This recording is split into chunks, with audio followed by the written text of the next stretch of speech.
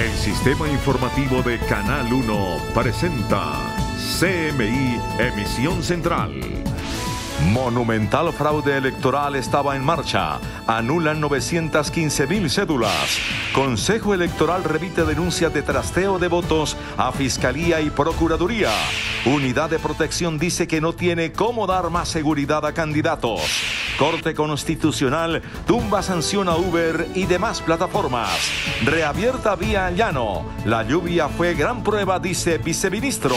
Buses con pasajeros podrán transitar vía Llano desde mañana.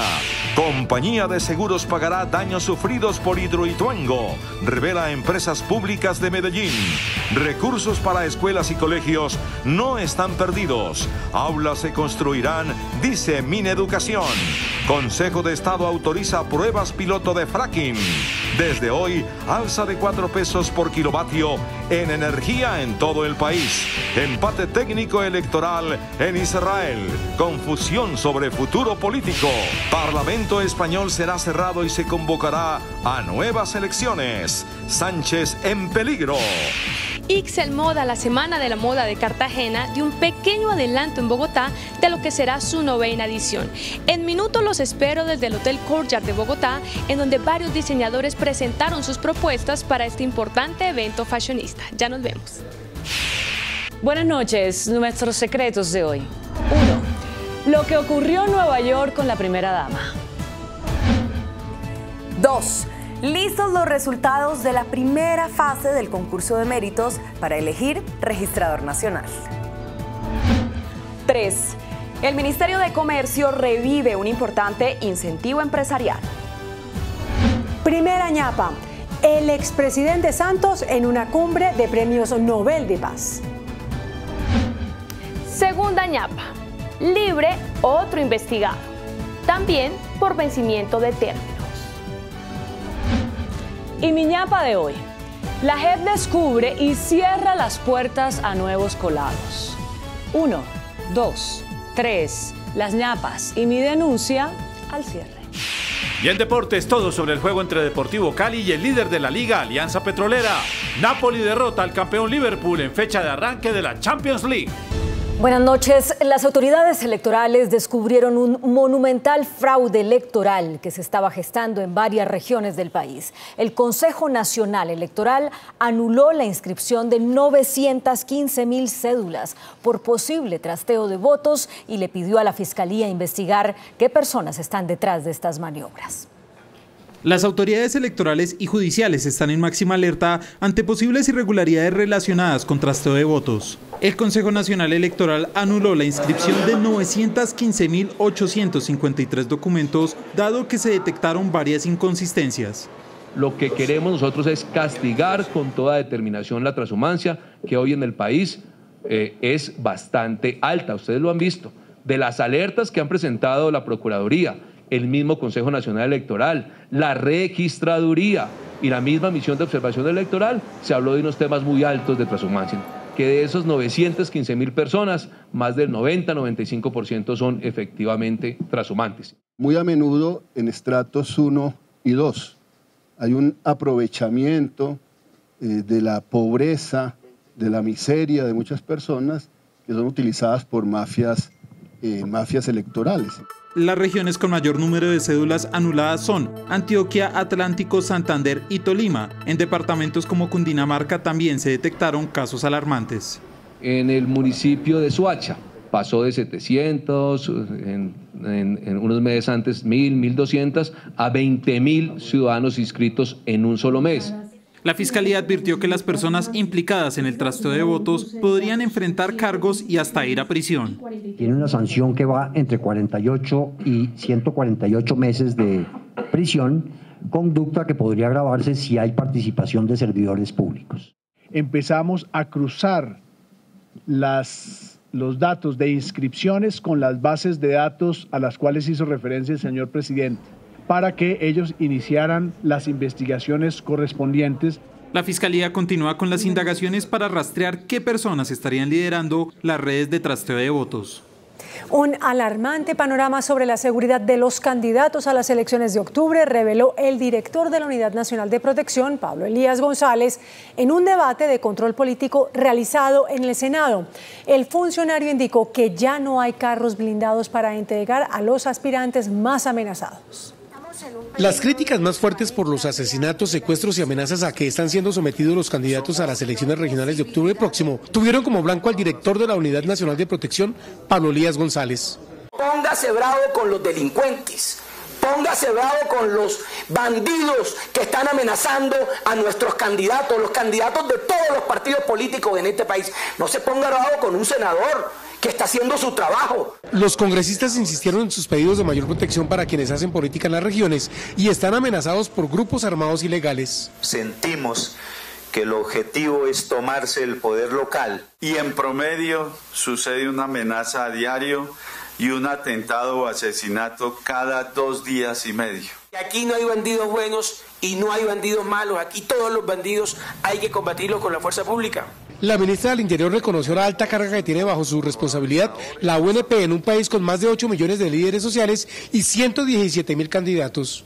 Director de la UNP, ayer muy angustiado, me hizo conocer que ayer llegaron 591 solicitudes adicionales y que solamente el partido de las FARC está pidiendo protección para 308 candidatos. Y el ministro de Defensa invitó a la ciudadanía a colaborarle a la fuerza pública en la lucha contra la delincuencia. Y nos quieren amedrentar e imponernos una voluntad, ¿para qué? Para cooptar el Estado, de ello derivar rentas ilícitas y además proteger otras muchas que hoy en día tienen.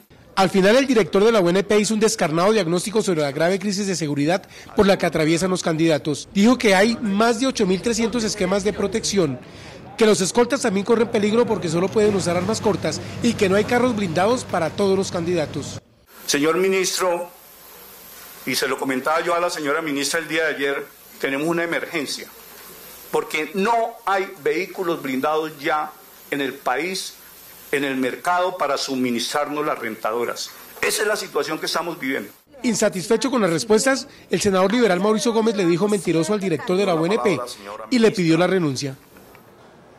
La Corte Constitucional tumbó la sanción que cancelaba por 25 años la licencia a conductores de Uber y de otras plataformas digitales.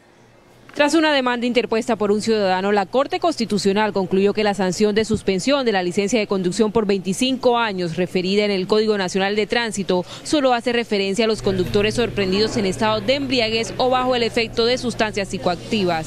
Esas 25 años no son aplicables para casos distintos al de los que conducen bajo influencia de bebidas alcohólicas y sustancias psicoactivas.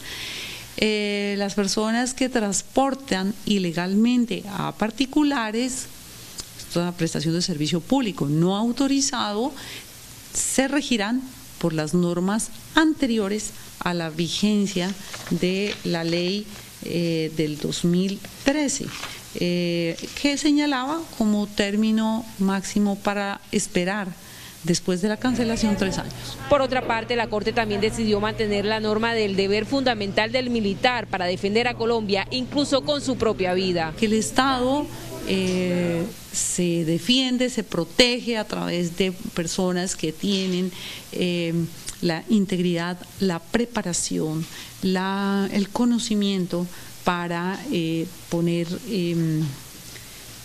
a disposición su profesión, su oficio, en defensa de la soberanía del Estado. Las decisiones se dieron durante la sala plena instalada hoy en Cartagena. Con éxito se llevó a cabo la reapertura de la vía Bogotá-Villavicencio para vehículos de carga. A pesar de las lluvias, más de 1.500 vehículos transitaron por el corredor. Para mañana se tiene previsto el paso de buses con pasajeros. A las 10:43 de la mañana, el viceministro de Infraestructura, acompañado con el director de la Policía de Tránsito y Transporte, autorizó la reapertura de la vía al llano y afirmó que a partir de mañana se dará paso a vehículos de pasajeros. Vamos a tener los buses ya de más de 20 pasajeros circulando por la vía, que también va a ser importante. El primer conductor que atravesó el paso celebró la reapertura como miles de transportadores. Contento porque ya nuevamente todos los transportadores de carga podrán transitar nuevamente por la vía al llano.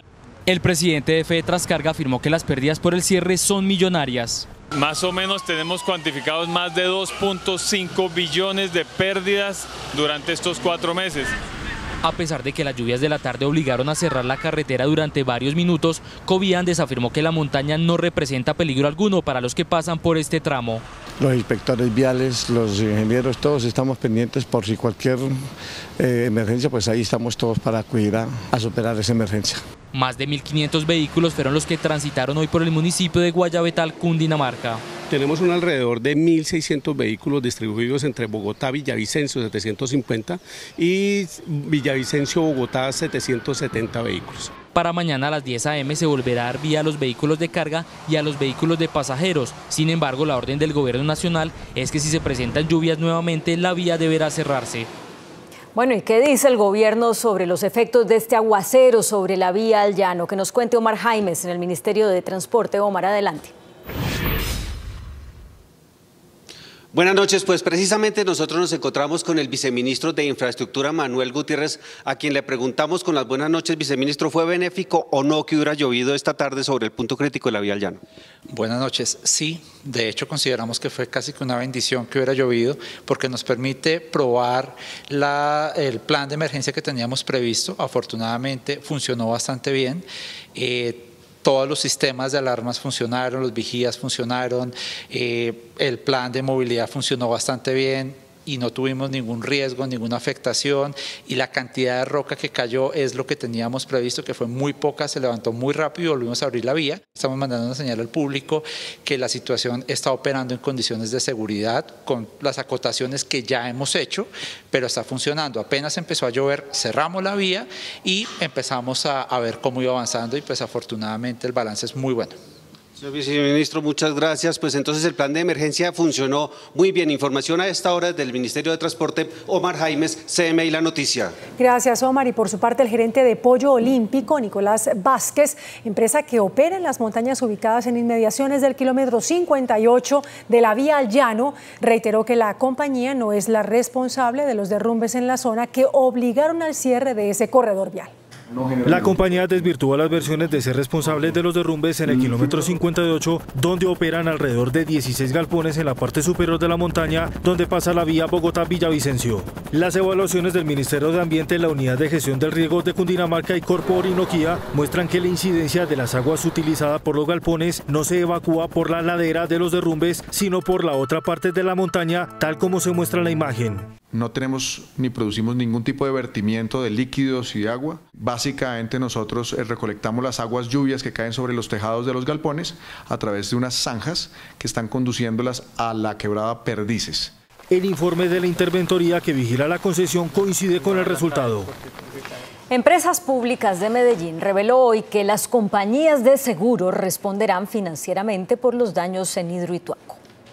16 meses después de presentarse la contingencia de Hidroituango, la compañía aseguradora Mapfre confirmó que pagará los seguros por daños y lucro cesante. Lo que la aseguradora está reconociendo es que el evento fue accidental y de características imprevisibles. Los montos máximos de cobertura por daños materiales son de hasta 2.550 millones de dólares y por lucro cesante 628 millones de dólares por año de retraso. Hasta que no se termine de hacer todo el inventario de daños y su cuantificación y no se termine de entrar en operación las unidades de generación para el reconocimiento de lucro cesante, la póliza sí abre la posibilidad de que la aseguradora vaya haciendo pagos parciales. La aseguradora hará un estudio detallado del proyecto para determinar los montos que reconocerá. Hay que hacer un inventario detallado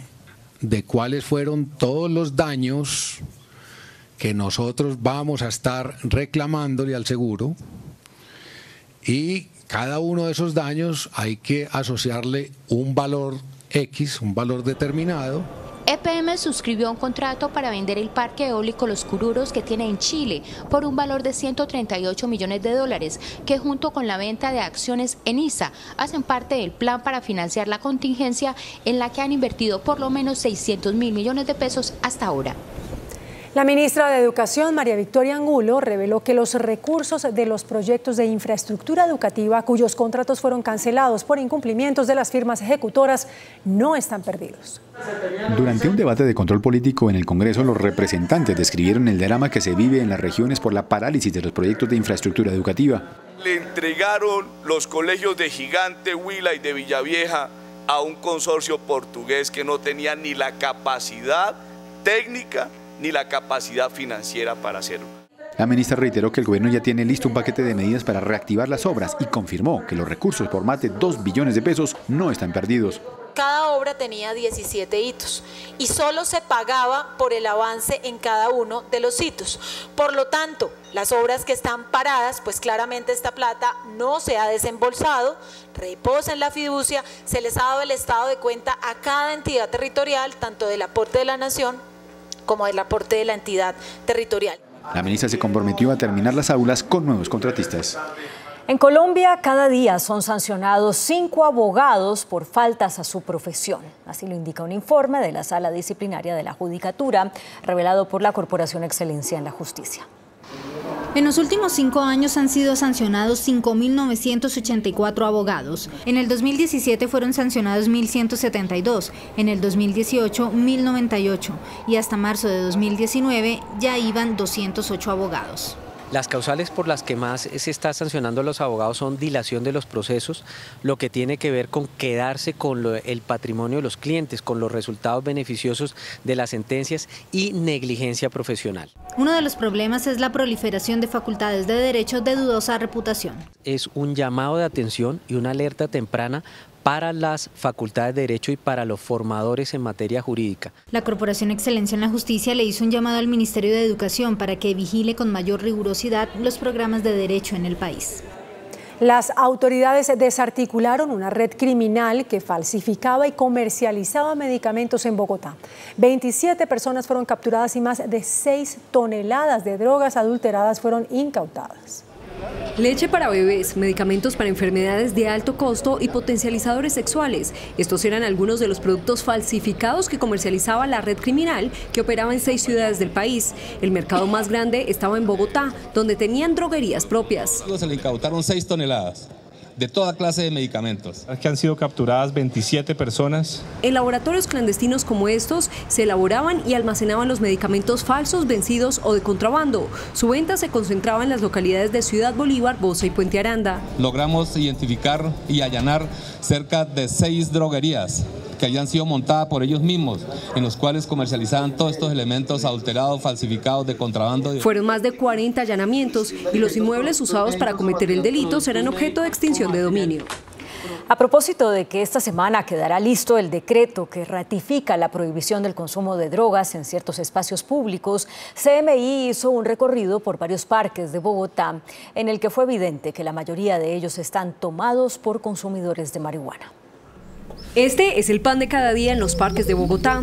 Jóvenes y menores de edad consumen droga a plena luz del día y ante la mirada de los transeúntes. En un recorrido por 10 parques, en 7 identificamos venta y consumo de estupefacientes. La presencia de la policía es escasa y los consumidores parecen haber colonizado estos espacios. Quienes osan cruzar por ahí lo piensan 2 veces. Aunque el decreto que prohíbe el consumo y permite la incautación de droga está vigente, la realidad en los parques de Bogotá refleja otra cosa. El distrito expedirá esta semana un decreto que refuerza la prohibición del consumo de estupefacientes en el espacio público y a 200 metros de colegios, jardines y cualquier institución educativa. Y eso es lo que pretende finalmente el decreto, garantizar la tranquilidad, la seguridad, el derecho a la diversión, al deporte de nuestros niños. La prohibición será 24 horas del día, los 7 días de la semana. Quienes infrinjan la norma serán sancionados con una multa tipo 2 del Código de Policía, equivalente a 208.000 pesos. Regular el uso, comercialización y consumo de marihuana recreativa para adultos propuso hoy un grupo de congresistas que radicó un proyecto de ley en el Senado de la República. La iniciativa, liderada por el senador Gustavo Bolívar, además de abrirle paso al modelo de regulación implementado en países como Holanda, Estados Unidos, Canadá y Portugal, donde existen los llamados coffee shops de marihuana recreativa, pretende crear el Instituto Colombiano para la Regulación de Cannabis, adscrito al Ministerio de Salud. Medicina Legal identificó plenamente los restos de Gloria Anzola, una de las víctimas que figuraba como desaparecida de la toma del Palacio de Justicia. El Instituto Nacional de Medicina Legal le entregó a la familia de Gloria Anzola sus restos luego de identificar plenamente su identidad. Mediante cotejo de ADN lograron identificar que mi mamá, el cuerpo de mi mamá, se encontraba en la tumba que correspondía a María Janet Rosso de Caicedo. Gloria Anzola figuraba como una de las 11 personas desaparecidas en la toma del Palacio de Justicia ocurrida en noviembre de 1985. Me indigna mucho recordar y retomar todos esos testimonios que yo he oído de cómo cada uno de mis familiares la buscó. Precisamente el pasado 6 de septiembre la Fiscalía le rindió cuentas a la Corte Interamericana de Derechos Humanos sobre el avance de las investigaciones sobre el caso. La decisión fue adoptada al ratificar la medida cautelar de suspensión de la utilización de esta técnica para proyectos de exploración y explotación de yacimientos de petróleo. Sin embargo, el mismo Consejo de Estado aclaró. La Sala advirtió que el alcance de esta decisión no impide la realización de proyectos piloto integrales de investigación.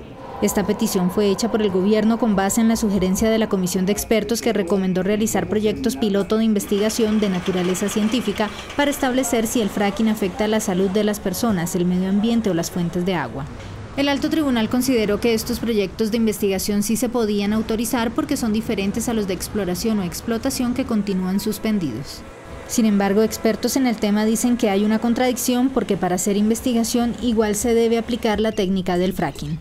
Consideramos que lo que está en juego en este momento es las ciénagas y los complejos de humedales del Magdalena Medio. Por lo tanto, desde la Alianza seguiremos movilizándonos, seguiremos realizando acciones de incidencia y de litigio ante el Consejo de Estado y en otros estados. Es importante aclarar que esta medida es temporal hasta que el Consejo de Estado se pronuncie sobre el fondo de la demanda que busca la prohibición total del fracking en el país. La superintendente de Servicios Públicos, Natasha Avendaño, anunció un alza de 4 pesos en las tarifas de energía para cubrir la operación de empresas intervenidas como Electricaribe. El gobierno reglamentó el artículo del plan de desarrollo que autoriza un alza de 4 pesos por kilovatio en todo el país para los estratos 4, 5 y 6, al igual que la industria. El incremento es con el fin de alimentar un fondo empresarial que dará recursos para la operación de empresas intervenidas como Electricaribe. Precisamente sobre la compañía en manos del gobierno se mantendrá el plan de acción para mantener la operación y garantizar la energía en los 7 departamentos de la costa caribe. Para garantizar la operación, es decir, para garantizar el pago de la factura de energía eléctrica a los generadores y para poder garantizar que la compañía funcione. Por otro lado, el sector privado mostró su preocupación por la recomendación del Consejo de Operación de un racionamiento en la costa caribe. El gobierno rechazó la misma. Siempre va a haber un rezago, obviamente, mientras se ejecuta todo el plan que se tiene que ejecutar. Se avanza en la búsqueda de un nuevo operador para la costa caribe colombiana. Durante un recorrido que hizo por Honda, La Dorada e Ibagué, el presidente Iván Duque reaccionó ante la posibilidad de que la Corte Constitucional pueda fallar en contra de la ley de financiamiento y dijo que esa norma debe seguir vigente porque el país ha tenido con ella una clara recuperación económica. El presidente Iván Duque dijo aquí en Ibagué que respeta la autonomía de la Corte Constitucional, pero pide que se mantenga la vigencia de la ley de financiamiento o reforma tributaria que estima que le ha traído mucho bien a este país en materia económica y tributaria. Mantener la ley, avanzar en su implementación, además con lo que ha tenido que ver con la reforma y la modernización de la DIAN, donde el recaudo este año ha crecido más de un 10%, son también mensajes muy contundentes. ¿Qué esperamos nosotros los colombianos? Mantener esa ley para que esa ley le siga trayendo beneficios al país. El presidente Iván Duque hizo hoy un recorrido por Honda, La Dorada y Puerto Salgar, donde inauguró una vía alterna de 33 kilómetros que va a mejorar la movilidad en los límites de los departamentos de Caldas, Tolima y Cundinamarca, así como puso en funcionamiento una bodega para las mercancías que vienen o van para la costa atlántica y además dejó en marcha en Ibagué un programa de propietarios de vivienda. Entonces reafirma el principio de concluir, pero también el deseo de nuestro gobierno de acelerar estas obras para contribuir a la competitividad del país. Ese es el gran valor de lo que estamos haciendo hoy y nosotros seguiremos todos los días terminando obras y también diseñando nuevos proyectos para la competitividad del país. Con Cristian Morales y Carlos Ruiz desde la ciudad de Ibagué, CMI, La Noticia. El ministro de Comercio, José Manuel Restrepo, destacó el crecimiento de 3,1% del índice de la producción industrial al cierre de julio. De acuerdo con el DANE, el índice de producción industrial creció 3,1% al mes de julio del presente año. Dicha tasa, que abarca todas las actividades industriales del país, mantiene su tendencia al alza con más de 19 sectores en cifras positivas. En línea con la encuesta manufacturera, esta rama de actividad fue la que más creció, seguido de energía, minas y agua potable. Para el gobierno, la reactivación aumentará el nivel de las exportaciones. Crecen las cifras, por ejemplo, de producción industrial y en buena medida alimentadas de este crecimiento, pues las importaciones de insumos para ese proceso de producción también vienen creciendo. Se espera que la producción industrial se traduzca en mayor crecimiento para la economía colombiana. Avanza la discusión del proyecto de presupuesto para el próximo año con ajustes en diversos rubros como el de la deuda del gobierno para garantizar el pago de subsidios como los de energía. Según cuentas preliminares, el subsidio a temas como la energía para los estratos menos favorecidos puede costar cerca de 3 billones de pesos. Hoy solo hay en el presupuesto cerca de 800.000 millones, es decir, existe un faltante de más de 2 billones. No obstante, el gobierno se comprometió a buscar los recursos. Se están asegurando ya los recursos faltantes para los subsidios de energía y gas. Estamos revisando prioridades en la inversión. Habría movimientos para que las pensiones entraran en cuentas similares al del servicio de la deuda para liberar así recursos de inversión. Lo que permite pues que el próximo lunes se firme una ponencia con un reacomodo importante de 5.2 billones. También se está mirando la fusión e incluso cierre de entidades que cumplen funciones similares a otras. Hasta ahora se viene discutiendo solo el Fondo de Adaptación. El presupuesto debe estar aprobado la otra semana en comisiones y el 20 de octubre en plenarias. El índice de capitalización de la bolsa, que mide el comportamiento de las 20 principales acciones, cerró a la baja. El índice de capitalización de la Bolsa de Valores de Colombia bajó 0,17% a 1.597 puntos. La acción preferencial de Avianca fue la que más subió, con una valorización de 3,19% a 1.295 pesos. La acción de la Bolsa de Valores de Colombia fue la que más cayó, con una pérdida de 1,70% a 11.580 pesos. La acción más negociada de la jornada fue la de Ecopetrol, al movilizar más de 64.000 millones de pesos. El dólar cerró al alza. Indicadores económicos en CMI. La tasa representativa del mercado que regirá para mañana miércoles será de 3.380 pesos con 92 centavos. Los profesionales de cambio compran la divisa en promedio entre 1.180 pesos y la venden entre 1.230 pesos. Un euro cuesta 3.747 pesos. La libra de café en Nueva York se cotizó a $1. El azúcar se transó en 10,97 centavos de dólar la libra. El barril de petróleo WTI se cotizó en $58.73. La referencia Brent para Colombia se cotizó en $64.15. Una acción de Ecopetrol cuesta 3.000 pesos. En Israel, los primeros sondeos indican que las elecciones legislativas dejaron un empate técnico entre el partido conservador de Benjamín Netanyahu y la opositora Alianza Azul y Blanco. Se cerraron las urnas en las elecciones legislativas repetidas que confirmaron el bloqueo político que sufre Israel. Aunque la totalidad de los votos no se han terminado de escrutar, la tendencia arroja un virtual empate técnico entre el partido conservador del primer ministro Benjamín Netanyahu y el centrista Movimiento Azul y Blanco, liderado por el exgeneral Benny Gantz. Cada colectividad se quedará con no menos de 32 de los 120 escaños del Parlamento, lo que significa que ninguno tiene la mayoría legislativa y desde ya se da por sentado un gobierno de gran coalición. La suma por bloques ideológicos, encabezados por estos dos grandes partidos y respaldados por formaciones aliadas, prevé 58 asientos para la derecha frente a los 52 de la centroizquierda, mientras que los conservadores laicos de Israel Nuestra Casa del exministro de Defensa Víctor Lieberman avanzan y podrían tener la llave de la gobernabilidad con 10 parlamentarios. Esta es la primera vez en la historia de Israel en la que fueron convocadas unas segundas elecciones legislativas en menos de 5 meses, tras la derrota de Netanyahu en abril, cuando no logró las mayorías parlamentarias para formar su quinto gobierno. En España se convocará a nuevas elecciones generales luego de que el rey no propusiera a ningún candidato. Estas serían las cuartas elecciones en 4 años. El último intento para formar gobierno después de 4 meses en España no dio fruto. Luego de que el rey Felipe VI terminara la ronda de consultas con todos los candidatos, concluyó que Pedro Sánchez no consiguió los apoyos necesarios para formar gobierno, así que no propuso ningún nombre ante la falta de acuerdo entre partidos. El rey pidió convocar a nuevas elecciones, así lo comunicó el presidente en funciones. El resultado es claro, no hay una mayoría en el Congreso de los Diputados que garantice la formación de un gobierno, por lo que el país se ve abocado a una repetición electoral el próximo día 10 de noviembre. Sánchez culpó al partido Unidas Podemos de bloquear la formación de gobierno en 4 oportunidades. Unidas Podemos es el único partido a la izquierda de la socialdemocracia que ha impedido 4 veces, insisto, 4 veces, 2 en 2016 y 2 en 2019, un gobierno progresista. Pedro Sánchez, que ya tuvo 2 votaciones de investidura fallidas en julio, no ha conseguido llegar a un acuerdo con Unidas Podemos para formar un gobierno. El suizo Roger Federer y el alemán Alexander Zverev confirmaron hoy que jugarán un partido de exhibición el viernes 22 de noviembre en el Movistar Arena de Bogotá. Nos vemos después del 1, 2, 3.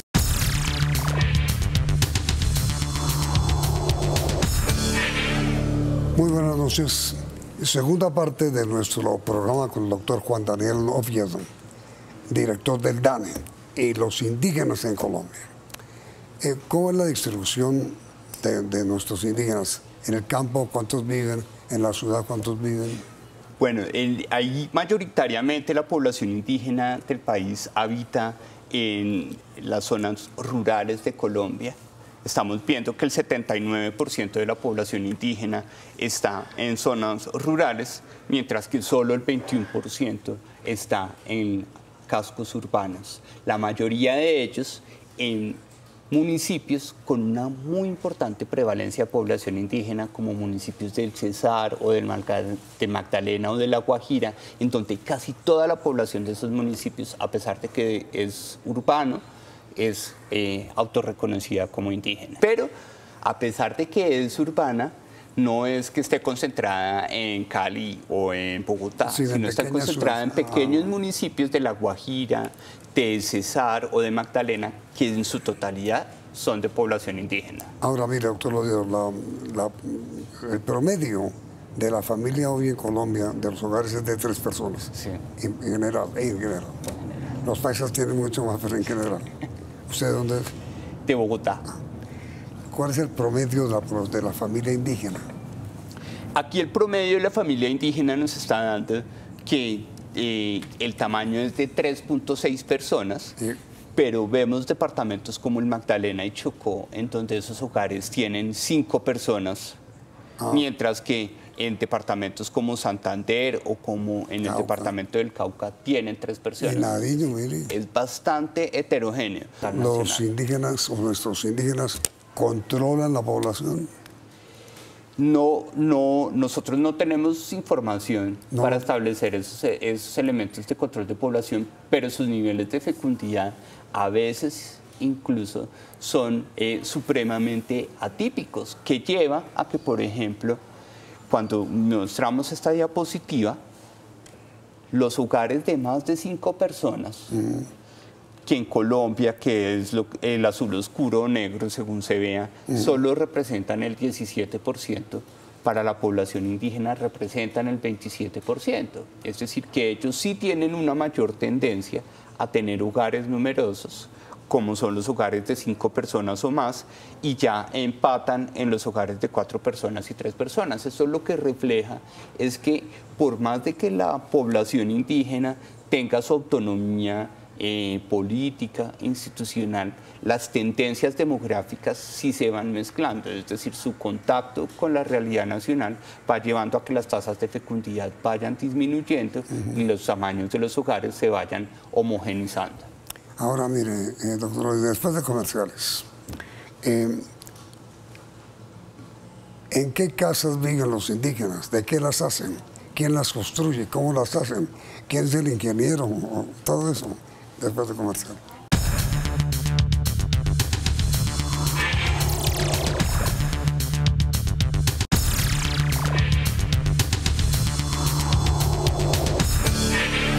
¿Cuál es el material que usan nuestros indígenas para hacer sus viviendas? Bueno, como este es un censo de población y vivienda, pudimos observar que si bien los materiales, llamémoslos tradicionales, como bloque, ladrillo, piedra o madera, son prevalentes con una participación del 37.2% de sus viviendas, todavía los materiales artesanales como la tapia pisada, el bareque y el adobe son supremamente importantes dentro de la tipología de las viviendas indígenas. Y cuando vemos sus pisos, vemos que la mayoría de los pisos de las viviendas indígenas están en tierra, arena y barro, con una participación del 44%, seguida por cemento y gravilla, con una participación del 31%. Ahora, mire, doctor Oviedo, en materia de servicios, ¿cómo están nuestros indígenas? Bueno, como lo dijimos anteriormente, en la medida en que la población indígena está concentrada en el sector rural, es natural que haya brechas más importantes de cobertura. Mientras el promedio del país tiene una cobertura del 96% de energía eléctrica, apenas el 66% de las viviendas de personas que se autorreconocían indígenas tiene cobertura de energía eléctrica. Es decir, el 30 y pico no los tienen. Casi un tercio de este promedio no tiene cobertura. Y eso, pero gracias a los resultados de este censo y gracias a que esta información está georreferenciada, le vamos a poder entregar a la ministra María Fernanda los insumos para poder ajustar estas brechas de cobertura. ¿Y agua? En materia de agua, la brecha es aún más importante. Mientras que el 86.4% de las viviendas del país tiene acceso a acueducto, apenas el 41.4% de las viviendas indígenas accede a acueducto. Terrible eso. Eso lleva a que las viviendas indígenas, a la hora de preparar alimentos, esos hogares utilicen, además del acueducto público, como se puede ver en la siguiente diapositiva, utilicen agua de pozos o aljibes en un 15%, o de ríos o quebradas o nacimientos que no la purifican. En un 18.8%, que puede estar teniendo unas condiciones de riesgo en materia de salubridad. Y en materia de salud, ¿cómo están nuestros indígenas? Bueno, en materia de salud, el censo hace una pregunta muy sencilla y es, ¿usted tuvo algún problema de salud en los últimos 30 días? Los colombianos en promedio, el 10.4% de los colombianos dijo, sí, a mí algo me dolió. Sí. Mientras que de la población indígena solo el 8.9% dijo que había tenido un problema de salud. No le puedo creer eso. Eso es el resultado de que ellos son una población mucho más joven que el total nacional. Mucho más joven, pero muy sana. Y muy sana. ¿Usted cree que Colombia debe destinar y dar mayor atención, mayores recursos a nuestros indígenas? Bueno, aquí no hay que hacer ninguna modificación porque en el caso de la población indígena, el Sistema General de Participaciones sí establece que los recursos que se transfieren a los resguardos son proporcionales a la población. No como en todo el país. En el resto del país, para todos los departamentos en general, es en función de la participación. Automáticamente tendrán más participación. Y esto es un tema que ya hemos venido trabajando con el Departamento Nacional de Planeación para que la asignación del Sistema General de Participaciones de 2020 reconozca estas cifras poblacionales. En su opinión y pregunta final, ¿es indispensable proteger más a nuestros indígenas? Yo creo que con lo que tenemos estamos respondiendo como gobierno de una forma efectiva a las necesidades de estas comunidades. La pregunta para nuestros televidentes, ¿ustedes creen que nuestros pueblos indígenas requieren más protección del Estado, sí o no? Resultado del sondeo mañana en este programa. Doctor Oviedo, muchas gracias. No, muchísimas gracias a ustedes y siempre atentos a responder cualquier inquietud, temática. Pues muchas gracias y mucha suerte. Ojalá su censo sea escuchado, atendido, oído. Muchas gracias. A ustedes los invitamos ahora a nuestro tradicional 1, 2, 3.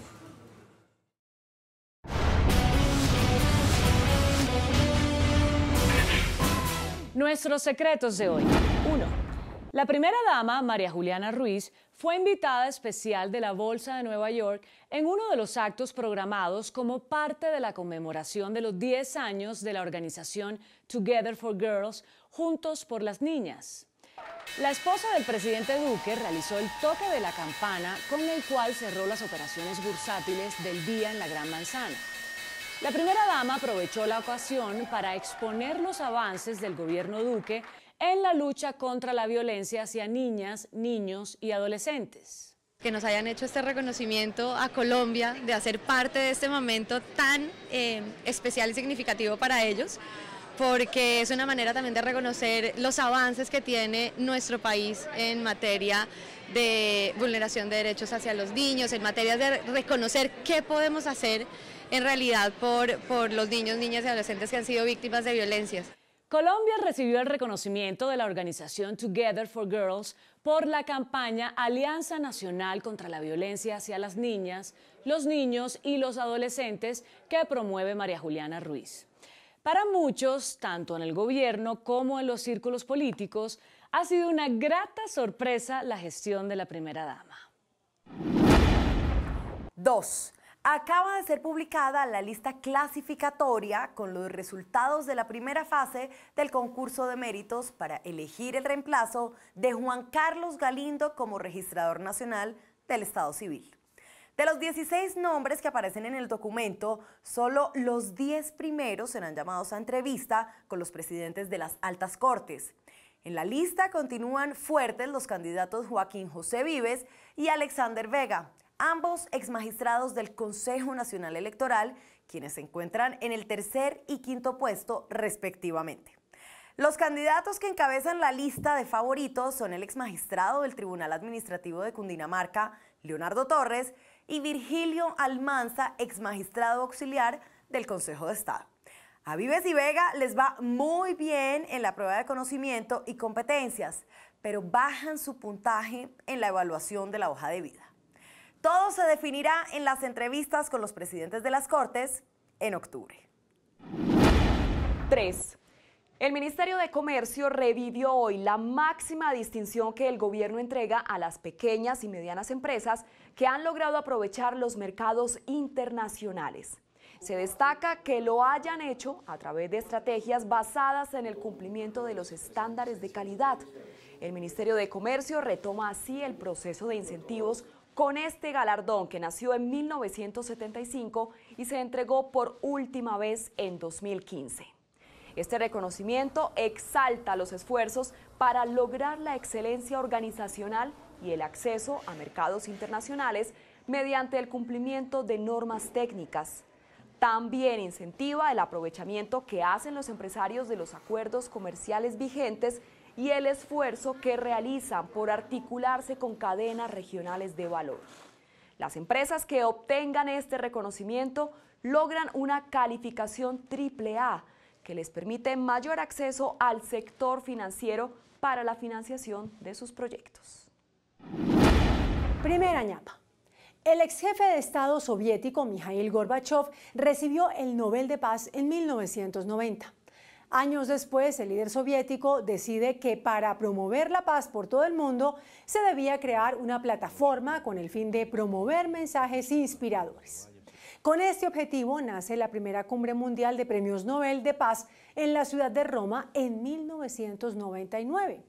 Desde entonces se ha celebrado anualmente en ciudades emblemáticas para el logro de la paz mundial, entre ellas París, Berlín e Hiroshima. Es el evento anual más importante del mundo encaminado a construir la paz o para lograr su consolidación y desarrollo. A la próxima cumbre en Mérida, Yucatán, asistirán junto a Santos 10 galardonados más, entre ellos Lech Wałęsa de Polonia, Frédéric de Klerk de Sudáfrica, Shirini Ebadi de Irán y Jody Williams de Estados Unidos. Además, el expresidente Santos recibió el homenaje de ser elegido para pronunciar el discurso de apertura de la cumbre. Segunda ñapa. Juan Carlos Bastidas, uno de los cerebros de la firma Astraval, investigado por apoderarse ilegalmente de más de 600.000 millones de pesos a través de libranzas, quedó libre por vencimiento de términos. Según la Fiscalía, Bastidas es acusado por crear una empresa criminal que estafó a miles de ahorradores. Para la defensa, Bastidas ya llevaba más de 240 días privado de su libertad sin que se iniciara el juicio en su contra. El juez le dio la razón al abogado al confirmar que la Fiscalía, también en este caso, dejó vencer los términos y ordenó su libertad. Bastidas es el segundo implicado en este caso en quedar en libertad, pues el pasado 22 de agosto ya había salido de la cárcel por vencimiento de términos el también exdirectivo de la firma Astraval, César Mondragón. Y el país sigue preguntando qué es lo que pasa con nuestra justicia. ¿Detiene sin pruebas? Mi ñapa de hoy. Las decisiones de la Justicia Especial para la Paz, JEP, reflejan que un alto número de delincuentes cuyos crímenes no están relacionados con el conflicto siguen tratando de obtener beneficios del proceso de paz sin haber participado en la guerra. La JEP ha decidido rechazar por falta de competencia un alto número de solicitudes. Entre quienes querían usar a la JEP hay un exalcalde de Villavicencio condenado a 38 años por el asesinato de un contradictor político. También trató de colarse un militar condenado por asesinar a su compañera permanente. Varios delincuentes detenidos por tráfico de armas quisieron hacerse pasar como miembros de las FARC o de las autodefensas, pero no lograron demostrar su vinculación. En las respuestas, la JEP ha recordado a los aspirantes a beneficios que solo son para los exguerrilleros, agentes del Estado, paramilitares y sus financiadores. Tate quieto los avionetos. Hasta mañana. Que descanse.